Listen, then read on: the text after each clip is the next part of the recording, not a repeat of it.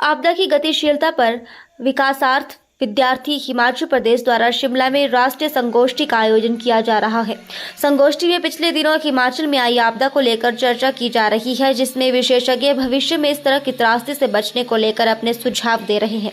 संगोष्ठी में एनआईटी हमीरपुर के डायरेक्टर हरिलाल, मुरलीधर रघुवंशी, एबीवीपी के राष्ट्रीय संगठन मंत्री आशीष चौहान और मंडी विश्वविद्यालय के पूर्व वीसी प्रोफेसर डीडी शर्मा ने अपने विचार साझा किए। सेमिनार में एनआईटी हमीरपुर के डायरेक्टर हरिलाल मुरलीधर रघुवंशी ने कहा कि अन्य पहाड़ी राज्यों की तुलना में हिमाचल की मिट्टी अधिक रेतीली है, इसलिए यहाँ घर बनाने से पहले मिट्टी की टेस्टिंग बेहद जरूरी है ताकि मिट्टी की क्षमता के हिसाब से ट्रीटमेंट किया जा सके और भविष्य में घर टूटने से बचाए जा सके। वहीं एबीवीपी के राष्ट्रीय संगठन मंत्री आशीष चौहान ने कहा कि अब वक्त आ गया है जब प्रदेश में हुई आपदा की समीक्षा की जानी चाहिए। हिमाचल को किस प्रकार से भविष्य में आपदा से बचाया जा सकता है, इस पर आज के सेमिनार में मंथन किया जा रहा है। के लिए क्या क्या वो पॉइंट्स हैं? इसके लिए बहुत सारे पॉइंट्स है। पहले इम्पोर्टेंस पॉइंट है ज्योग्राफिकल जियोलॉजिकल स्टडी करना जरूरी है।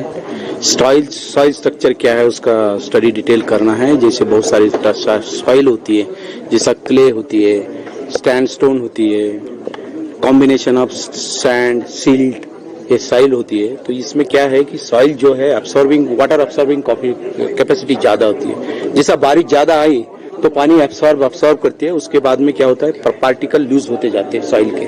जैसे पार्टिकल लूज होते हैं तो सॉइल क्या होती है, स्लिप होती है और लैंडस्लाइडिंग चालू होती है। ये मेजर रीजन है उसके लैंडस्लाइड फ्रॉम हिल से डाउन तक। तो इसके लिए कुछ केयर लेना बहुत जरूरी है। जैसे सैंड सॉइल है, जैसे हिमाचल में सैंड सॉइल ज्यादा है as compare to the Uttarakhand में जो चिकन मट्टी बोलती है वो ज्यादा है, तो वहाँ चिकन मट्टी जो है स्लिप होती है। तो यहाँ पे सैंड सॉइल है, वाटर कैपेसिटी एब्सॉर्बिंग ज्यादा है, तो उसके लिए वाटर कम से कम एब्सॉर्ब हो रेनी सीजन में, उसके लिए कुछ प्रबंध करना चाहिए। उसके लिए कुछ लेयर डालना है। एक तो ये है कि रिटेनिंग वॉल है, लेकिन रिटेनिंग वॉल का कैसा है कि बहुत कॉस्टली पड़ता है। हर गरीब आदमी नहीं कर सकता रिटेनिंग वॉल, क्योंकि करोड़ सब रुपए खर्चा आता है, तो इतने गरीब आदमी नहीं कर सकता है। तो उसके लिए क्या है, उसके ऊपर सीमेंट, रेती और कुछ वाटर प्रूफिंग मटेरियल का छिड़काव कर सकता है, घर के मकान के नीचे की स्लाइड न हो।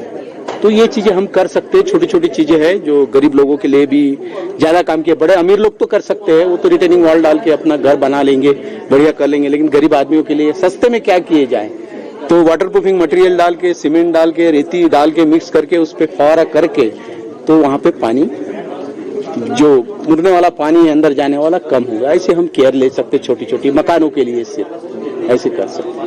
बाकी बहुत सारे पॉइंट्स हैं, अभी जो सेशन चलेंगे उसमें तो काफी आपको मिलेंगे पॉइंट, सभी पॉइंट, और उसमें डिटेल डिस्कशन होगा उस पर।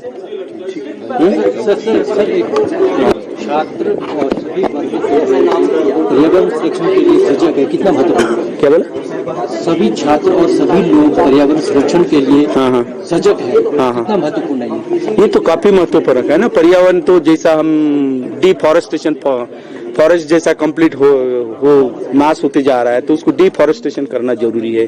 क्योंकि फॉरेस्ट जो है ये एक बैरियर है, वो मिट्टी को पकड़ के रखता है, वो लैंडस्लाइडिंग में ये करता है। ये भी चीजें काफी स्टडी करना है स्टूडेंट्स लोगों को, अभी ये तो फर्स्ट प्रायोरिटी है इसकी। ठीक है, thank you. SMD Himachal Pradesh के द्वारा यह राष्ट्रीय सेमिनार शिमला के अंदर आयोजित हुआ है। शिमला या पहाड़ी क्षेत्रों के अंदर जो पारिस्थितिकी तंत्र रहता है उसके ऊपर बारिश का, तेज बाढ़ का और उसके कारण भूस्खलन, ये सारी समस्याएं पिछले कुछ महीनों में हमने देखी। हिमाचल के लिए तो यह बहुत बड़ी एक संवेदनशील विषय है, क्योंकि पूरा का पूरा जो पर्यावरणीय विषय है हिमाचल की इकोनॉमी से जुड़ा है। चाहे फिर टूरिज्म हो, चाहे हाइडल पावर प्रोजेक्ट्स हो, चाहे अर्बनाइजेशन हो।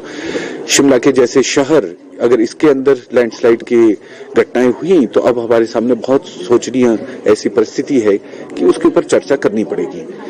जब जुलाई और अगस्त में घटनाएं हो रही थी तो आवश्यकता थी कि जल्दी से जल्दी एनडीआरएफ की टीम आए और सेवा कार्य किया जाए, समाज के अलग अलग वर्ग आए, सेवा करने के लिए आगे बढ़े। थोड़ा धन सहयोग इकट्ठा करके सीएम रिलीफ फंड में दिया जाना है, इसका भी काम विद्यार्थी परिषद जैसे छात्र संगठनों ने किया है। मुझे लगता है कि अब समय आ गया है कि अब बात करनी पड़ेगी। अब हम बैठे हैं, आराम से चर्चा कर सकते हैं, इमोशंस भी थोड़े कम हुए हैं। अब लॉन्ग टर्म सॉल्यूशंस की बात करनी पड़ेगी। इन लॉन्ग टर्म सॉल्यूशंस में कंस्ट्रक्शन के बारे में कैसा योजना होगी, रूल्स प्रोसीजर को जो टेढ़ा मेढ़ा किया जाता है उसके बारे में हमारा मन मत एक करना पड़ेगा। हम ऐसा नहीं कर सकते कि मेरे मन में मेरे घर के लिए, मेरे आसपास के लिए, मेरे परिजनों के लिए नियम एक हो और दूसरों के लिए नियम अलग हो। तो शिमला के अंदर घटनाक्रम, पेड़ कटान, ये परिस्थितियां जब बारिश आई तो उस समय सुरक्षा का संबंध था, परंतु उसके बाद क्या उसके अंदर गड़बड़ियां हुई हैं, इसके बारे में भी चर्चा होनी चाहिए। परंतु अब लॉन्ग टर्म सॉल्यूशन क्या? लॉन्ग टर्म सॉल्यूशन सभी से बातचीत करके होना चाहिए, समाज इकट्ठे मिलकर के आगे बढ़ना चाहिए, सभी विचारों के लोग, सभी पॉलिटिकल पार्टीज मिलकर के इसमें आगे बढ़ें। हमने एक प्रारंभ किया है, एक कदम हमने लिया है स्टूडेंट फॉर डेवलपमेंट डे। मेरा निवेदन है एसएफडी की तरफ से, सुनील उपाध्याय ट्रस्ट की तरफ से, एक बृहत दृष्टि से देखा जाए तो अखिल भारतीय विद्यार्थी